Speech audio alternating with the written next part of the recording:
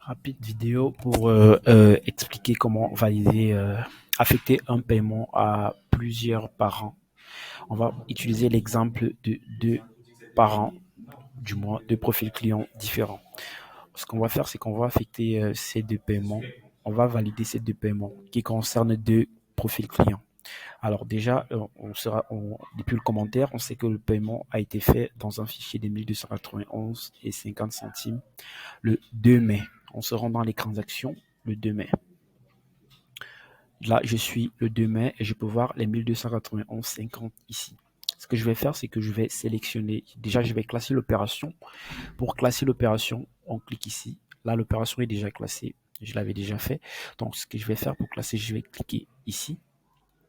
Lorsque je clique là, ensuite, je clique sur Revenu et sur Vente de services.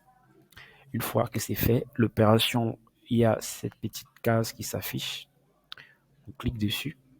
Lorsqu'on clique dessus, on va sélectionner déjà le premier client dont on veut valider le paiement. Alors, dans notre tableau, on voit que le premier, c'est Kapinga Aurélie. Donc, on va sélectionner Kapinga Aurélie. Kapinga. On a Kapinga Dianis, c'est pas celui-là. On cherche Kapinga Aurélie, c'est celui-ci. On clique dessus. Ça charge. C'est bon.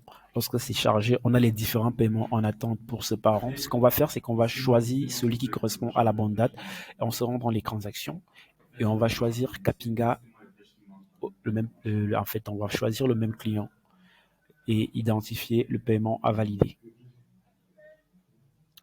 Alors, c'est déjà bon, ça a chargé. Déjà dans le tableau de suivi, on me fait savoir que c'est la seconde partie du mois de mars. Donc, je me rends dans les transactions, dans les paiements temps pour moi. Je cherche la facture de mars. Ça, c'est février. Ça, c'est mars. La seconde partie, c'est le 5 du mois. Alors, je vais dans les transactions. Je cherche le 5.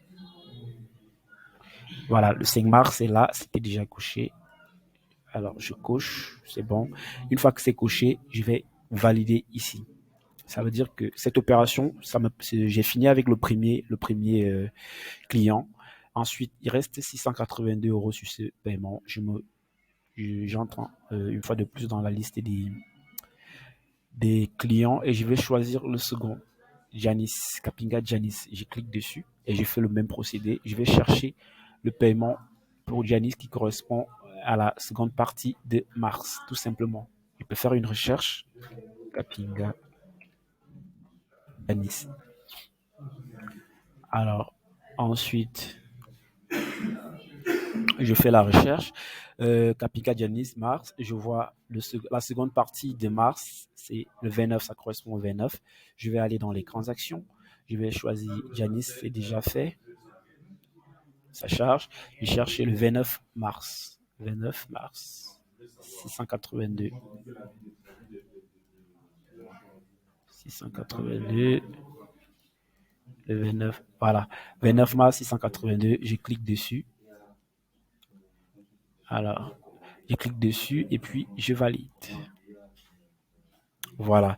Si, par exemple, j'essaye de sélectionner, prenons un exemple, un autre client, on va voir que le solde restant sur le paiement, c'est 0,0. Donc, il n'y a plus, on a affecté tout le montant aux deux paiements correspondants. Donc là, on peut ressortir tout simplement et puis on actualise la fenêtre pour que ce soit pris en compte. Et on peut venir dans les transactions pour confirmer.